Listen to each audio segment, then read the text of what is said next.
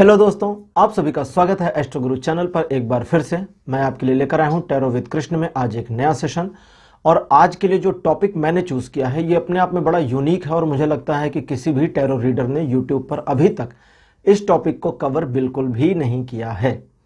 सुनकर आप भी हैरान हो जाएंगे, वैसे काफी लोग तो पढ़कर आ चुके होंगे। टॉपिक है, क्या आपको गिव अप कर देना चाहिए? क्या हार मान जानी चाहिए इस सूरत में? यानी कि जिस सिचुएशन में, हो सकता है लाइफ में बहुत सी मल्टीपल सिचुएशन हो, किसी भी एक सिचुएशन जिसमें आप स्टक हैं, फंस गए हैं, रास्ता नहीं मिल रहा, निकल नहीं पा रहे, उसी एक सिचुएशन से रिलेट करके आज की इस रीडिंग को देखिए। और आज के टॉपिक को मैंने जो चूज किया है वो सीधा क्वेश्चन है कि क्या इस मामले में, जिस मामले के बारे में आप अभी सोच रहे हैं, इसमें हार मानकर पीछे हटना चाहिए या नहीं। जब मैंने इस टॉपिक के बारे में सोचा तो पहले मैंने सोचा कि ये अपने आप में तो बड़ा ही नेगेटिव टॉपिक है। लोग सोचेंगे कि गिव अप नहीं करने के लिए हमेशा मोटिवेट किया जाता है और आज कृष्ण आ गए हैं गिव अप कराने के लिए। तो मुझे भगवान कृष्ण की याद आई। वे भी रणछोड़ दास कहे जाते हैं, युद्ध का मैदान छोड़कर चले गए थे क्योंकि सिचुएशन ऐसी थी कि वहां मैदान छोड़ना समझदारी थी। तो क्या इस मुद्दे पर, जिस मामले में आप आज इस वीडियो को देख रहे हैं या इस वीडियो को देखते हुए जिस मामले के बारे में आप सोच रहे हैं, अगर अभी नहीं सोच पाए हैं तो पॉज कर दीजिए। नहीं, मैं पॉज नहीं हुआ था, मैं तो ऐसे ही एक्टिंग कर रहा था। पॉज कर दीजिए और सोचिए कि किस प्रॉब्लम के बारे में आप गिव अप करने का सोच रहे थे, लेकिन शायद सामाजिक भय या खुद अपने ही दिमाग में इस चीज को सोचना कि हार मानना कोई ऑप्शन नहीं होता है, आप परेशान थे। तो उस टॉपिक के ऊपर आज के इस वीडियो को देखिए, पाइल को चूज करिए और शायद आपकी कुछ हेल्प हो जाए। और सीधा सीधा मामला है कि क्या आपको यहाँ हार मानकर गिव अप कर देना चाहिए। ये पर्सनल रिलेशनशिप हो सकता है, आपकी मैरिज हो सकती है, आपका प्रेम प्रसंग हो सकता है, बिजनेस डीलिंग हो सकती है, या कोई जॉब अपॉर्चुनिटी या कोई गवर्नमेंट जॉब का एग्जाम भी हो सकता है। कुछ भी हो सकता है जिसके बारे में आप सोचते हैं, उस चीज से आज के इस टॉपिक को रेजोनेट करें अपने हिसाब से, पाइल के अकॉर्डिंग। तो पाइल्स आज आपको चूज करनी होंगी, लेकिन पाइल दिखाने से पहले मैं उन लोगों का स्वागत करूंगा जो आज एस्ट्रो गुरु चैनल पर पहली बार जुड़े हैं। हेलो हेलो हेलो, आप सभी का स्वागत है एस्ट्रो गुरु चैनल पर। चैनल को सब्सक्राइब करिए, एस्ट्रो गुरु फैमिली में आप भी पार्टिसिपेट करिए। और हाँ, बेल आइकन जरूर प्रेस करिए ताकि नए वीडियोस की नोटिफिकेशन आपको मिलनी शुरू हो जाए। और मेरे रेगुलर सब्सक्राइबर्स ने अगर बेल आइकन नहीं प्रेस किया है तो आप लोगों से भी रिक्वेस्ट है कि बेल आइकन प्रेस करिए ताकि वीडियोस की नोटिफिकेशन जानी शुरू हो जाए। और एस्ट्रो गुरु शॉर्ट्स का जो चैनल हमने नया बनाया है, उस चैनल पर भी आप लोगों की प्रेजेंस दिखनी शुरू हो गई है। शॉर्ट्स वीडियोस उस पर पोस्ट किए जा रहे हैं, उसका लिंक डिस्क्रिप्शन में दिया है, वहां जाकर के आप एस्ट्रो गुरु शॉर्ट्स चैनल को सब्सक्राइब कर सकते हैं। शॉर्ट्स के लिए एक अलग चैनल मैंने पर्टिकुलर बना दिया है। अब इसमें ही शॉर्ट्स डालना समझदारी नहीं है क्योंकि वो फिर हौच पौच हो जाती। तो चलिए आज की इस वीडियो में शुरुआत करते हैं सबसे पहले पाइल्स से। और अब आपकी स्क्रीन पर तीनों पाइल्स को एक साथ दिखाया जा रहा है। स्टीमपंक टैरो डेक, जिससे मैं आजकल पाइल्स ले रहा हूं, जिससे आजकल मैं कार्ड्स ले रहा हूं पाइल्स के लिए, तो उसी से ये 3 कार्ड्स फिर से लिए गए हैं। 7 of the pentacles, 7 of the swords, 7 of the wands. 7 का जो नंबर है ये अपने आप में एक संघर्ष को भी दिखाता है, इसलिए आज मैंने ये 7 का नंबर चूज किया है। तो ये आपकी स्क्रीन पर है। 7 of the pentacles pile number 1, 7 of the swords pile number 2 और 7 of the wands pile number 3। तो जिस कार्ड के साथ में, आपकी स्क्रीन पर जो कार्ड्स हैं, जिस कार्ड के साथ आपको अपना लगाव जुड़ाव महसूस होता है, जो कार्ड आपको ज्यादा अट्रैक्टिव लग रहा है, जो कार्ड आपको अपनी ओर खींच रहा है, सडनली उसकी पिक्चर, उसकी इमेज, उसके कलर्स आपको अपनी ओर आकर्षित करते हैं, उसी कार्ड को अपनी पाइल मान लें और अकॉर्डिंग टू दैट आज की रीडिंग को देखें। हर बार की तरह इस बार भी टाइम स्टैम्प्स डिस्क्रिप्शन और कमेंट सेक्शन दोनों जगह पोस्ट किए जा रहे हैं या कर दिए जाएंगे। तो टाइम स्टैम्प पर जब आप क्लिक करेंगे तो वीडियो फास्ट फॉरवर्ड हो जाएगा और आप अपने पाइल की रीडिंग पर डायरेक्टली पहुंच जाएंगे।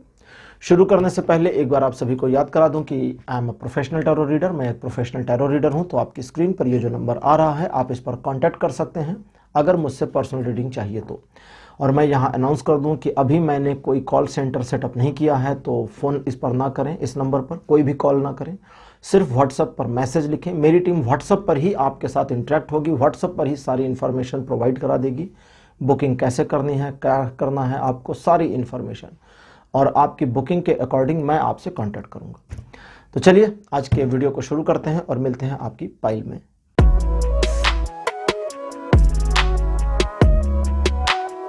हेलो पाइल नंबर 1, आप सभी का स्वागत है आपकी रीडिंग में। 7 ऑफ द पेंटिकल्स आपने चूज किया था, तो आपकी पाइल है 7 of the pentacles, pile number 1। अब आपके लिए रीडिंग शुरू करेंगे और पिछली बार की तरह इस बार भी मार्साइल डेक मैं लेकर के आया हूँ। ये अपने आप में टैरो कार्ड्स की दुनिया में काफ़ी टफ डेक मानी जाती है, क्योंकि इसमें किसी कार्ड को देख करके उसके बारे में समझना काफ़ी मुश्किल होता है। तो खैर, टफ डेक भी सही। कार्ड नंबर 1 आपके लिए 6 ऑफ द कप्स। जो लोग आज पहली बार रीडिंग देख रहे हैं मेरे चैनल पर, देख लें। 6 ऑफ द कप्स के लिए यह कार्ड है मार्साइल डेक का। इसमें सिर्फ 6 कप्स बने हुए हैं, इसमें कोई पिक्चर नहीं है, इसीलिए ये टफ मानी जाती है। सेकंड पोजीशन पर 3 of the pentacles. Card number 3 आपके लिए आया है 2 of the pentacles. Number 4 position पर 5 ऑफ द वॉन्ड्स। और लास्ट कार्ड आपके लिए अपीयर हुआ है 7 of the cups. 7 of the pentacles आज की पाइल में है और 7 ऑफ द कप्स आपके लिए नंबर 5th पोजीशन पर अपीयर हुआ है। सिचुएशन टॉट, एक बुरी कंडीशन कह दें या ये कहें कि इस सिचुएशन में आप समझ नहीं पा रहे कि आगे जाएं कि पीछे जाएं, क्या करें, ये कैसी मुश्किल है वाली कंडीशन आपकी बनी है। और इस कंडीशन तक पहुंचने में आपका अपना योगदान तो काफ़ी रहा है। वर्तमान परिस्थिति आपके मस्तिष्क की, आपके ब्रेन की, आपके दिमाग की जो बनी हुई है, इसमें आप एक ऐसे पर्सन की तरह हो चुके हैं कि अगर छेड़ दें तो झगड़ा हो सकता है ना। खैर कोई बात नहीं है, थोड़ा शुरू से शुरू करते हैं। आपको लगा कि चीज़ें आपके नियंत्रण में हो सकती हैं, कंट्रोल कर सकते हैं, मैनेज कर सकते हैं। मैनेज करने की कोशिश भी करी। थोड़ा समय बीतने के बाद उस चीज़ के मैनेजमेंट में खामियां आईं, उस खामी को दूर करने की भी आपने कोशिश करी और एक तरीके से दोहरी परिस्थिति को अकेले एक साथ एक समय में मैनेज करके दिखाया। ऐसा नहीं सिर्फ खिंचाई कर रहा हूं, तारीफ भी कर रहा हूं। अच्छा काम किया आपने, गुड जॉब एक्चुअली। बट उस गुड जॉब का फायदा नहीं हुआ, ये एक अलग बात है। अब इस समय की वर्तमान सिचुएशन जो बनी हुई है, इस सिचुएशन में आप थोड़ा स्टक हो गए हैं, फंस गए हैं, समझ में नहीं आ रहा। संघर्ष इस तरह का है कि अगर संघर्ष विराम कर दें तो भी, संघर्ष विराम का मतलब अगर सरेंडर कर दें इस सिचुएशन में तो भी बात नहीं बन रही, सिचुएशन में आगे चले जाएं तो भी बात नहीं बन रही, एज इट इज बने रहें तब तो बात बनी नहीं रही है। हर तरफ से बुरी तरह फंसे हुए हैं। आपके लिए 7 ऑफ द कप्स आए हैं जो कहते हैं सिर्फ एक काम करना है, इमेजिन करिए। इमेजिनेशन की बहुत बड़ी पावर होती है। अगर आप इमेजिन कर सकते हैं और सही सही इमेजिन कर सकते हैं तो बहुत कुछ हो सकता है। इमेजिनेशन को संकल्प की शक्ति भी कहा गया है। संकल्प की शक्ति क्या है मैं आपको बता दूं थोड़ा सा। संकल्प की शक्ति होती है जब आप किसी चीज के बारे में दिल से ठान लेते हैं तो वो चीज पूरी हो जाती है। ऑफिस से घर आ रहे हैं, रास्ते में हैं और आपने सोचा कि आज घर जा कर के बोलेंगे कि खीर बना देना कभी, और घर पहुंचे पता चला खीर मिल गई। यह है संकल्प की शक्ति। रियलाइज नहीं हुआ आपको, बट ये हुआ। ये एक साइकिक एनर्जी है जो आपके थ्रू स्प्रेड हो जाती है, फैलती है। कभी कभी आप किसी फ्रेंड से मिलने के बारे में प्लान कर रहे होते हैं, सोच रहे होते हैं, लेकिन समय नहीं होता और उस फ्रेंड का आना हो जाता है या उससे मिलना हो जाता है सडनली। ये संकल्प की शक्ति है, ये इमेजिनेशन की पावर है, अपने आप में एक तरह से टेलीपैथिकली चलती है। ठीक है, तो इस टेलीपैथिकली पावर, जो ये टेलीपैथिक पावर है, इसको इस्तेमाल करने के लिए मैसेज आपके लिए आया है। इस संघर्ष विराम करें या ना करें की सिचुएशन में अभी आपको संघर्ष विराम नहीं करना है। पाइल नंबर 1, आपको सरेंडर नहीं करना है। भिड़े रहिए, लगे रहिए, जूझते रहिए इस परिस्थिति से। जीत आपकी तय है, इसे कोई हटा नहीं सकता, कोई मिटा नहीं सकता। लेकिन एक ही कंडीशन है आपके हार जाने की। वो कंडीशन क्या है? वो कंडीशन है कि आप हार मान जाएं। इसलिए आपको हार मानने के लिए मना कर रहा हूं। आपको पीछे नहीं हटना, कदम पीछे खींचना नहीं है। इस सिचुएशन में आप जहां तक खींचकर अपने आप को लाए हैं, अगर यहां से अब आप हार मानकर पीछे हटते हैं तो बहुत कुछ खो देंगे, है ना। अब इसे खोने की जरूरत नहीं है, इसे यहां से आगे ले जाया जा सकता है। और न सिर्फ आगे ले जाया जा सकता है बल्कि सफलता भी प्राप्त की जा सकती है। जरूरत सिर्फ इतनी सी है कि खुद पर कॉन्फिडेंस करें, खुद पर विश्वास करें और अपने प्रति समर्पण का भाव रखते हुए संकल्पित हो जाएं कि आप इस चीज को अचीव करके रहेंगे और ये आपकी होगी। चलिए लगे हाथ ओरेकल कार्ड से भी देख लेते हैं क्या मैसेज आता है। ओरेकल कार्ड्स आपके फेवर में आते हैं या नहीं आते हैं ये भी कंफर्म करते हैं, है ना, कंफर्म कर लेते हैं। कभी कभी ओरेकल कार्ड्स बड़ी बढ़िया बातें बता देते हैं। योगिक पाथ ओरेकल डेक नाम है इसका, ठीक है, मैं आपको कंफर्म बता दूं। Shuffling complete. फर्स्ट पोजीशन पर आपके लिए आया है ओजस। कार्ड नंबर सेकंड आपके लिए जो अपीयर हुआ है ये है स्वाधिष्ठान। थर्ड पोजीशन पर आपके लिए जो कार्ड आ रहा है दिस वन इज नियम। नियम नियम नियम का मतलब होता है रूल्स, ठीक है, इसको इंग्लिश में लिखा है नियमास। अब चूंकि वो इंग्लिश में लिखते हैं तो ऐसे लिखते हैं ना।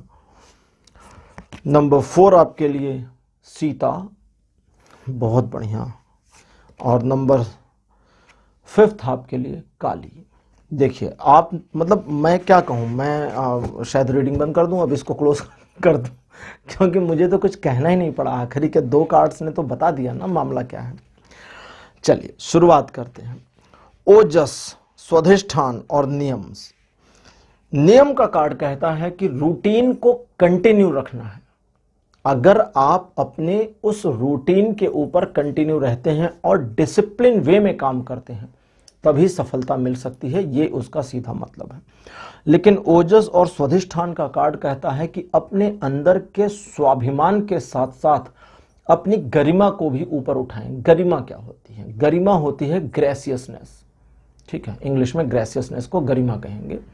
एक तरह की नजाकत, एक तरह का ऑरा, उसको ग्रेसफुल करना है अपने आप को। अगर अपने आप को आपने ग्रेसफुल कर लिया, विपरीत परिस्थिति चल भले रही, लेकिन इस विपरीत परिस्थिति में यदि खुद को ग्रेसफुल कर लिया तो इस ग्रेसफुल करने के बाद आप अपने आप में इतने ज्यादा पावरफुल और एनर्जेटिक हो जाएंगे कि हारने का मन नहीं करेगा। सीता और काली 2 कार्ड्स आए हैं, क्या इनके बारे में कहूं, आपने समझ ही लिया होगा। माता सीता, जिन्होंने अंतिम समय तक रावण के यहाँ बंदी होने के बावजूद हार नहीं मानी और उसे लास्ट तक कहती रही कि मेरे प्रभु आएंगे और तुम्हारा सर्वनाश कर देंगे। एक ऐसा व्यक्ति जो देवताओं को युद्ध में पराजित कर चुका हो। रावण के बारे में कहा गया है कि उसने 9 ग्रहों को पराजित कर दिया था, 9 ग्रहों को बांधकर एक जगह रख दिया था। और जब उसका पुत्र मेघनाथ, उसका जन्म होने वाला था, तब रावण ने सभी ग्रहों को आदेश दिया था कि सभी ग्रह अपने उच्च स्थानों पर चले जाएं। और समस्या ये थी कि अगर कोई ऐसा बालक जन्म ले ले जिसके सभी ग्रह उच्च स्थानों पर हों, अपने हायर पोजीशन पर हों, अपनी हायर जोन में हों, तो उस बालक का मरना पॉसिबल ही नहीं है, वो अमर हो सकता है। और उस समय शनि ग्रह ने ही चाल चली, एक पैर उठा करके, क्योंकि शनि तुला राशि में उच्च का होता है। तुला राशि 7वें घर में थी क्योंकि मेष राशि की लग्न उसने बना रखी थी और उसी लग्न में मेघनाद का जन्म होना था। और शनि ने अपना एक पैर उठाकर 8वें घर में डाल दिया जो मृत्यु का घर होता है। और जब रावण ने कुंडली बनाई तो उसने माथा पीट लिया कि हाय राम ये क्या हो गया। हाय, उसने हाय राम तो नहीं कहा, उसने कहा हाय ये क्या हो गया। और तब कथा कहती है कि उसने डंडा उठाया और शनिदेव को मारा और उनका एक पैर टूट गया। शनि तब से लंगड़ाते हैं और इसीलिए ढैया और 7.5 उनकी होती है। खैर, तो ऐसा प्रभावशाली व्यक्तित्व रावण, जिसके सामने ग्रहों ने हार मान ली, जिसके सामने देवताओं ने हार मान ली, जिसके सिंहासन पर उसके पैरों के नीचे काल रहता था, उससे नहीं डरी सीता। और सीता कहती कि तुम्हें मेरे प्रभु राम आएंगे और सर्वनाश करके खत्म कर देंगे। तो सीता ने गिव अप नहीं किया और वही आपको करना है। और अगर आप गिव अप नहीं करेंगे तो आपके लिए काली का कार्ड आया है। काली, काली अपने आप में मृत्यु की देवी के स्वरूप में मानी गई हैं और इनके बारे में यह कहा गया है कि ये अगर किसी चीज को ठान लेती हैं तो रोके नहीं रुक सकती, रोके नहीं रुक सकती। किसी में क्षमता नहीं सदाशिव के अलावा जो रोक सके इनको। तो इसीलिए पाइल नंबर 1, आप गिव अप ना करें। जिस कार्य के लिए आपने आज इस वीडियो को देखा है उस कार्य में संलग्न रहें, तल्लीनता से आगे बढ़ें, सफलता आपके कदम चूमेगी। और अगर आप हार मानते हैं तो मामला खत्म है। तो पाइल नंबर 1, आज की रीडिंग, आज का टॉपिक आपको कैसा लगा? अपने सुझाव, अपने अनुभव कमेंट सेक्शन में लिखना मत भूलिएगा। इस वीडियो को लाइक करिए, शेयर करिए और चैनल को सब्सक्राइब जरूर करिए। अगले वीडियो में आपसे फिर मुलाकात करूंगा, तब तक के लिए बाय बाय।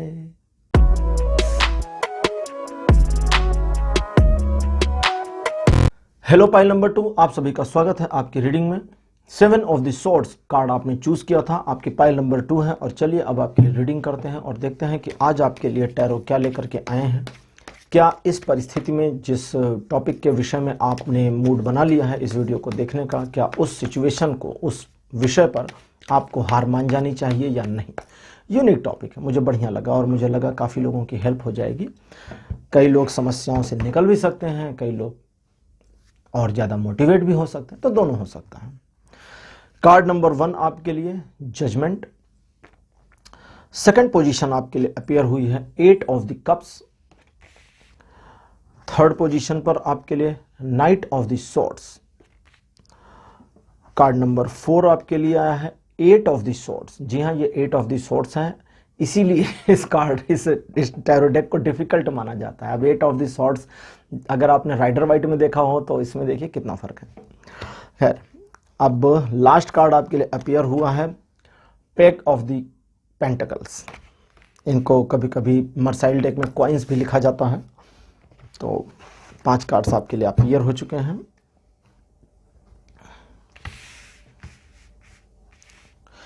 पाइल नंबर 2, आपके जीवन में वर्तमान को तो 1 मिनट बाद हम देखना शुरू करेंगे, थोड़ा भूतकाल की बात करें। एक परिवर्तन जिसने आपके जीवन की दिशा और दशा दोनों को बदलने का काम किया, होपफुल सिचुएशन दी। आप बिल्कुल तल्लीनता और दृढ़ता से न सिर्फ आगे बढ़े बल्कि आपने चीज़ों को अचीव किया, बट उस अचीवमेंट के साथ समस्याएं भी आई और अभी वर्तमान में आप एक स्टक पोजीशन में हैं। अच्छा, इस पोजीशन में जो स्टक है, इसमें सिचुएशन से ज़्यादा आपका अपना माइंडसेट आपको रोक के रख रहा है आगे बढ़ने से। आप अपने आप को ही नहीं जीत पा रहे होंगे, दुनिया की तो छोड़ ही दें। अपने आप को कैसे जीतें, इस समस्या का, इस सवाल का जवाब आपके पास नहीं है। परिस्थितियां आगे आपके लिए डिले के मोमेंट में जा रही हैं। वर्तमान सिचुएशन के अकॉर्डिंग और थोड़ा सा पीछे की सिचुएशन को देख करके अगर सही सही कहें तो आप गलतियां करें और लगातार करें और उन गलतियों से सबक ना लेकर वर्तमान समय में गलती करने के लिए आतुरता से लगे हुए हैं। आतुरता से मतलब एक्सट्रीमली गलती करने को, मतलब पूरी तरह से पैशन के साथ लगे हुए हैं कि let me make mistakes. Mistakes से सीखना चाहिए, ठीक है, गलतियों से सीखना चाहिए, ये सभी लोग कहते हैं। मैंने एक फनी कोट पढ़ा था कि learn from your mistake and do them again perfectly, और उनको अगली बार बहुत ही परफेक्शन के साथ करिए। क्यों? क्योंकि एक बार तो प्रैक्टिस हो चुकी है ना गलती करने की। खैर, उसका भी अपना एक मर्म है। फनी तो है बट उसका भी अपना मर्म है। एक गलती को दोहराव में भी किया जा सकता है, लेकिन सिर्फ इंटेंशनली, जानबूझ के, तब जब ऐसी जरूरत हो। ठीक है, हमेशा अच्छा इंसान नहीं होना चाहिए, बुरा इंसान भी काम आता है। आचार्य चाणक्य कहते हैं कि जंगल में उन्हीं पेड़ों को काटा जाता है जो सीधे खड़े होते हैं। जो टेढ़े मेढ़े होते हैं उनको नहीं काटा जाता, क्योंकि उनके दरवाजे नहीं बन सकते ना, तो सीधे सीधे को काटो। तो ज्यादा सीधा नहीं होना चाहिए। बदलाव और परिवर्तन आपके जीवन का हिस्सा तो रहा, लेकिन उस बदलाव ने जो परिवर्तन आपके जीवन में लाया है, जो बदलाव आपके जीवन में आ गया है, अब इस बदलाव को हैंडल नहीं कर पा रहे और सिचुएशन ये हो गई है कि आपने खुद को एक समस्याग्रस्त पोजीशन में फंसा रखा है। अब अच्छी चीज भी है और बुरी चीज। कार्ड कहता है कि छोड़ दीजिए सिचुएशन को, गिव अप कर दीजिए। क्यों?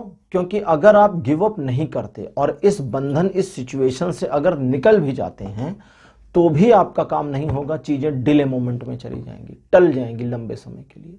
अब उस लंबे समय के लिए जो टलना है, उस टलने से अपने आप को बचाने की जरूरत है। कभी कभी चीजों को मझधार में छोड़ करके पीछे हट जाना समझदारी भी होता है। क्यों? क्योंकि शायद तूफान आने वाला है, तो पीछे हट जाए, दोबारा नाव लेकर आएंगे। तो वही आपको करना है। सबसे पहले इस सिचुएशन से बाई बैक हो जाइए, बिल्कुल खींचकर पीछे आ जाइए।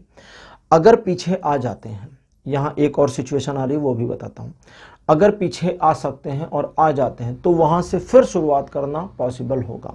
जिन लोगों ने आज की रीडिंग के लिए इस पाइल नंबर 2 में बिजनेस से रिलेटेड मामले जिसमें आपका इन्वेस्टमेंट हो चुका है उसके बारे में अगर ये आपका क्वेश्चन है कि मैंने जो इन्वेस्टमेंट कर लिया है उस इन्वेस्टमेंट का मुझे आउटपुट नहीं मिल रहा, बिजनेस नहीं चल रहा, तो क्या छोड़ दूं या लगे रहूं, तो भाई उसका भी आंसर है कि छोड़ के हट लीजिए। क्यों, वो बता देता हूं। जरा सी शफलिंग करके एक कार्ड निकालता हूं फिर बता देता हूं।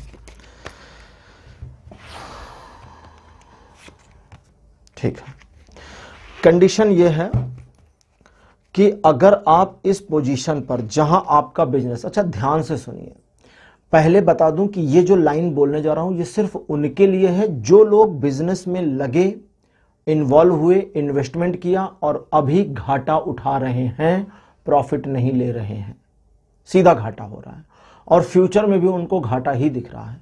लेकिन चूंकि इन्वेस्टमेंट हो चुका है, यहां से कैसे मूव करें, कोई राह दिखा दे, कोई दिखाने वाला नहीं है, उनके लिए यह है। अगर आपका बिजनेस चल रहा है, नो प्रॉफिट नो लॉस की कंडीशन भी बनी है, इन्वेस्टमेंट किया है, नो प्रॉफिट नो लॉस है, तो आपको ये आपके लिए नहीं है, ये वाला पॉइंट आपके लिए नहीं है। ठीक है, नो प्रॉफिट नो लॉस वालों के लिए आपको कंटिन्यू करना है, गिव अप नहीं करना। अभी क्यों नहीं करना, क्योंकि 1 साल के बाद प्रॉफिट दिखेगा।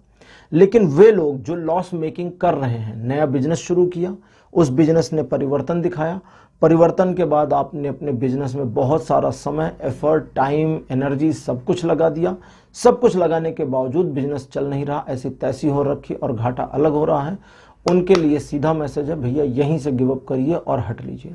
क्यों, क्योंकि अगर अभी आप नहीं हटेंगे तो इतने लॉस पर अगर आपने क्लोजर नहीं डाला तो इस लॉस का मल्टीपल टाइम लॉस अभी और होगा। जो इन्वेस्टमेंट था उस इन्वेस्टमेंट का मल्टीपल टाइम इन्वेस्टमेंट आपका बिजनेस और आपसे धीरे धीरे पार्ट पार्ट करके करा लेगा और बहुत ज़्यादा नुकसान आपको कवर करना पड़ेगा या एक्सेप्ट करना पड़ेगा। तो यहां से पीछे हट जाइए। ये बिजनेस वालों के लिए था। ओवरऑल बिजनेस के अलावा दूसरी चीज़ों में भी आपके लिए आया है कि इस सिचुएशन से अब आपको पीछे हटना चाहिए, आगे जाने की ज़रूरत नहीं है, क्योंकि इस मामले में अगर आप आगे जाते हैं तो फिर सिचुएशन आपके फेवर में नहीं आ रही, डिले जा रहा है। डिले का मतलब चीज़ें टल रही हैं और अनिश्चित काल के लिए टल रही हैं। जैसे वो लोकसभा टल जाती है ना अनिश्चित काल के लिए, ऐसे ये अनिश्चित काल के लिए टल रही है। तो यहाँ से हट जाना समझदारी होगी। ओरेकल कार्ड से आपके लिए पहला कार्ड मेरे पास है काली। कार्ड नंबर 2 आपके लिए जो अपीयर हुआ है, this one is Radha. Third position पर आपके लिए आया है सहस्रहार। सहस्रहार मतलब क्राउन चक्र। 4th पोजीशन पर आपके लिए कृष्ण और आपके लिए लास्ट कार्ड आया है तपस। ग्रेट। कृष्ण का एक और नाम है रणछोड़दास। ठीक है, रणछोड़दास, जो रण को छोड़कर चले गए, रणछोड़ कहते हैं। तो रण को छोड़ दिया इन्होंने, इसलिए इनको रणछोड़ कहते हैं। और छोड़ा इसलिए था क्योंकि सिचुएशनल छोड़कर जाना समझदारी थी, तो चले गए। दुनिया ने कहा कि, लोगों ने उस समय भी कहा कि तुम मैदान छोड़कर भागे हो, इतिहास तुम्हें रणछोड़ कहेगा। उन्होंने कहा इतिहास मुझे समझदार भी कहेगा, क्योंकि मैं अगर मैदान नहीं छोड़ता तो मेरी सेना और मेरी प्रजा का बड़ा अहित हो जाता। अपने अहंकार को पुष्ट करने के लिए युद्ध के मैदान में मैं तो खड़ा रह सकता हूं, लेकिन लोगों का मरना नहीं देख सकता, इसलिए मैदान छोड़कर हटना भी समझदारी है। तो कृष्ण वहां हट गए थे। जरासंध के साथ युद्ध इन्होंने नहीं किया था और मथुरा छोड़ करके द्वारिका जाकर के एक नया नगर बसा लिया था। द्वारिका इसीलिए इतनी दूर गुजरात के पास में थी। तो आपके लिए ओरेकल कार्ड्स कहते हैं कि इस सिचुएशन में जिसमें आपने खूब संघर्ष किया, काली, राधा और सहस्रहारा, खूब संघर्ष किया, संघर्ष छोटा मोटा नहीं था, बड़ा संघर्ष था, और इस संघर्ष में उम्मीद बहुत थी, लेकिन अब उम्मीद खो चुके हैं। अब अपने ही बनाए जाल में फंस से गए हैं और इस जाल से निकले कैसे, कहाँ निकले, कब निकले, क्यों निकले, पता ही नहीं चल रहा। इस सिचुएशन में अब आपको हट जाना चाहिए पीछे। ओरेकल कार्ड्स भी सिंपली यही कहते हैं। कृष्ण यही कहते हैं कि हट जाइए पीछे। लेकिन साथ ही साथ कृष्ण जब हटने को कहते हैं तो तपस का कार्ड आगे है जो इंटरप्रेट कर रहा है कृष्ण के कार्ड के साथ, जो कहता है कि हटने का मतलब ये नहीं कि आप हार मानकर भाग गए हैं।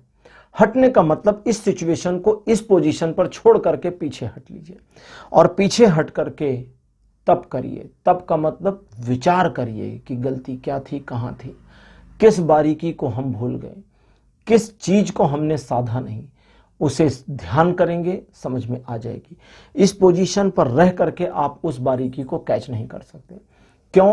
क्योंकि तब माइंड में इस पोजीशन पर बने रहने का एक जो प्रेशर होगा उसे झेलना भी बहुत मुश्किल काम है।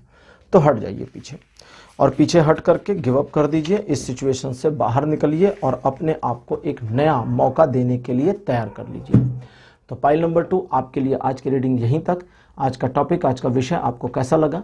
अपने एक्सपीरियंस, अपने अनुभव कमेंट सेक्शन में जरूर लिखिए। इस वीडियो को लाइक करिए, शेयर करिए और चैनल को सब्सक्राइब करना बिल्कुल मत भूलिएगा। अगले वीडियो में फिर आऊंगा एक नए टॉपिक के साथ। Bye bye.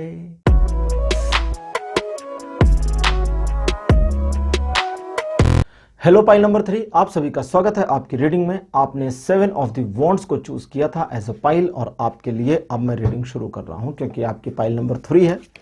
तो चलिए देखते हैं कि जिस सिचुएशन या जिस टॉपिक के बारे में आप सोच रहे हैं, जिस विषय पर आप आज विचार कर रहे हैं और इस वीडियो को देख रहे हैं, उस मुद्दे, उस विचार पर आपको सरेंडर करना चाहिए, गिव अप करना चाहिए या नहीं।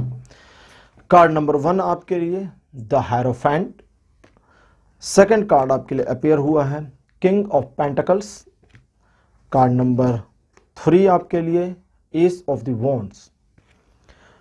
नंबर 4 पोजीशन पर आपके लिए द वर्ल्ड, और लास्ट कार्ड आपके लिए जो आया है यह है 3 ऑफ द सॉर्ड्स।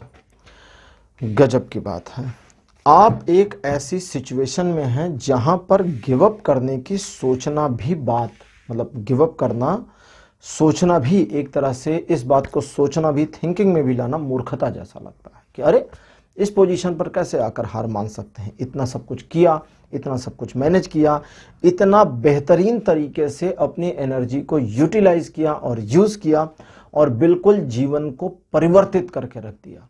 लेकिन ये जो परिवर्तन है ये आपकी समझ में नहीं आ रहा। इस समय जो आप परिवर्तन के एक दौर में गुजर रहे हैं, जो आपके जीवन को अलग तरीके से, एक सापेक्ष कहें या अपेक्ष कहें, एक अलग तरीके से आपकी लाइफ के पैटर्न को रीसेट करता जा रहा है, ये आपकी समझ में नहीं आ रहा होगा। पिछले कुछ समय की बात करें, सिचुएशनली आपने चीज़ों को होने भी दिया, सिचुएशनली हस्तक्षेप भी किया, जहां जरूरत पड़ी वहां साम दाम दंड भेद का इस्तेमाल भी करने की कोशिश करी, अपने आप को एक ऐसी पोजीशन में भी रखने का प्रयास किया जहां आप अपनी एनर्जी को सही तरीके से यूटिलाइज कर ले जाएं। और वर्तमान समय में जो कुछ भी आपने किया है उस सबसे इतर कुछ अलग ही होने जा रहा। ये जो अलगाव है या ये जो अलग का आउटपुट आने वाला है, इस आउटपुट ने आपको परेशान कर रखा या एक्सपेक्टेड आउटपुट ने आपको तंग कर रखा है कि जो भविष्य के गर्भ में है और जो होने वाला है। इस सिचुएशन से हटना भी चाहते हैं और लगे रहना भी चाहते हैं। दोनों ही परिस्थितियों में आप कंफ्यूजन की कंडीशन में होंगे कि आगे जाएं या पीछे जाएं।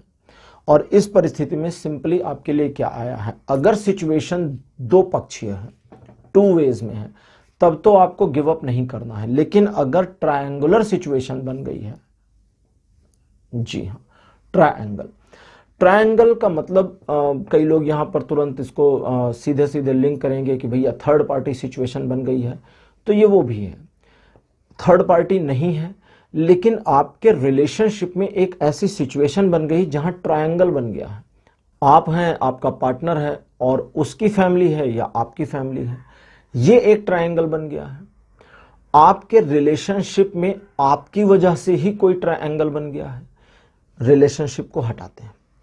बिजनेस में एक त्रिकोणीय श्रृंखला चलनी शुरू हो गई है, ट्रायंगुलर सिचुएशन पैदा हो गई। बिजनेस में 3 पार्टनर्स हैं और तीनों अपनी अपनी ओर खींचतान मचाए हैं और तीनों की खींचतान की वजह से बिजनेस नहीं चल रहा, ये भी एक सिचुएशन है। फैमिली के 3 मेंबर आपके सिर पर सवार हैं या 2 मेंबर आपके सिर पर सवार हैं, जिसकी वजह से एक ट्रायंगल बन गया है। कोई भी सिचुएशन 3 ऐसे विषय हैं पढ़ाई लिखाई में जो आपको तंग कर रहे हैं।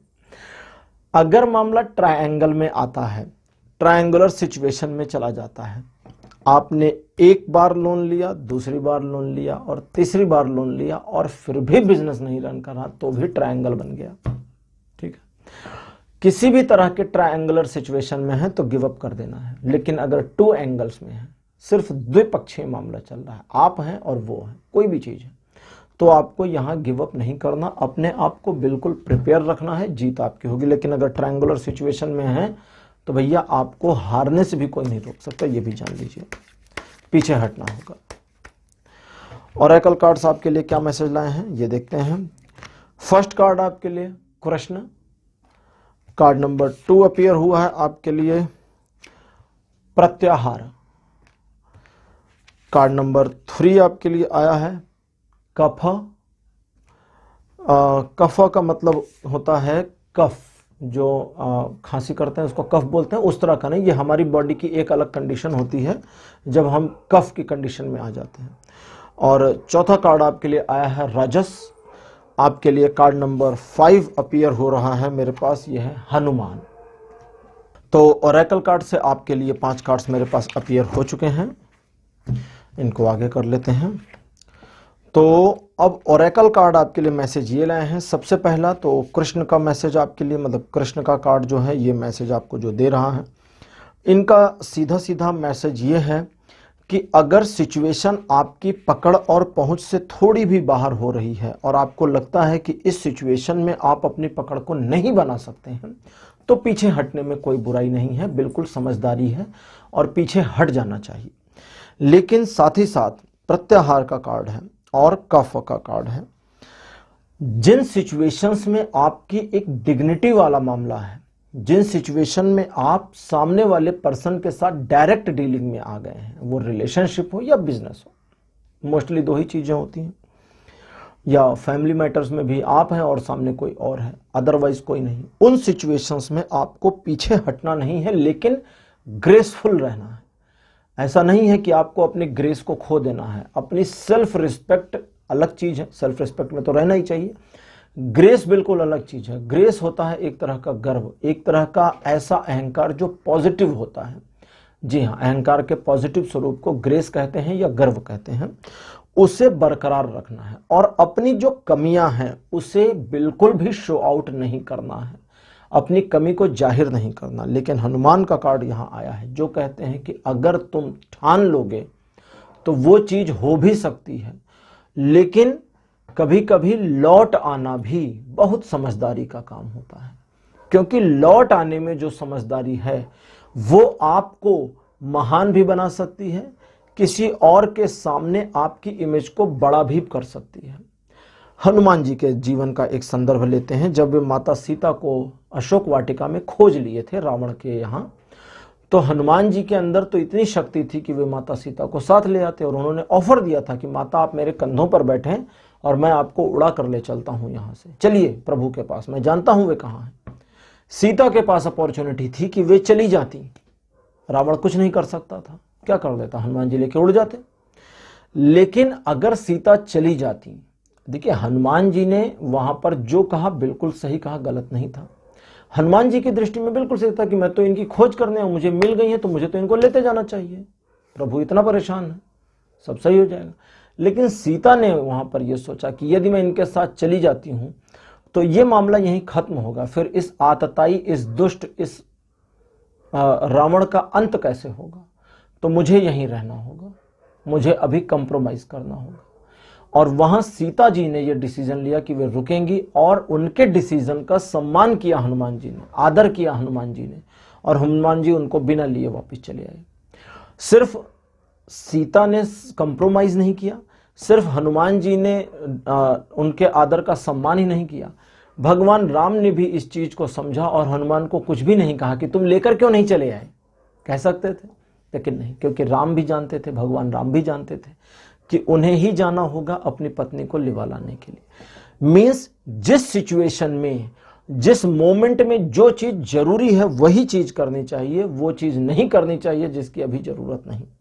तो जब लौटने का मामला है तो लौटिए, जब जूझने का मामला है तो लगे भी रहिए। हनुमान जी का कार्ड आपको यही सीख देता है। हनुमान जी लौट आए थे रावण के घर से खाली हाथ, सिर्फ सीता माता का पता लेकर के आए थे। लेकिन अगर सोचिए वो सीता माता को लेकर आते तो युद्ध ना होता, रावण मरता ना, उसके सारे भाई और उसकी सेना, दुनिया भर की चीजें नहीं होती। तो वो जरूरी भी था। तो इसलिए संवाद को अब आप मुझे लगता है समझ गए होंगे कि अब आपको क्या करना है। अगर आप टू वे सिचुएशन में हैं तो इस प्रॉब्लम का समाधान आपको ढूंढना है, गिव अप नहीं करना है, बने रहना है, क्योंकि आपकी जीत पक्की है। लेकिन अगर सिचुएशन 3 वे हो गई है, 3 पक्ष में हो गई है, ट्रायंगुलर हो गई है, तो आपको इस सिचुएशन में गिव अप करके यहां से लौट चलना है। तो पाइल नंबर 3 आपके लिए ये था आज का। अच्छा, आज पाइल नंबर 3 थी और ट्रिपल यानी कि ट्रायंगुलर सिचुएशन से वापस भी आना है। चलिए, तो पाइल नंबर 3 ये थी आपके लिए आज की रीडिंग। आज का विषय, आज का टॉपिक आपको कैसा लगा? अपने एक्सपीरियंस, अपने अनुभव कमेंट सेक्शन में जरूर लिखें। इस वीडियो को लाइक करिए, शेयर करिए और चैनल को सब्सक्राइब करना बिल्कुल मत भूलिएगा। अगले वीडियो में नए टॉपिक के साथ, नए विषय के साथ फिर आऊँगा। तब तक के लिए बाय बाय।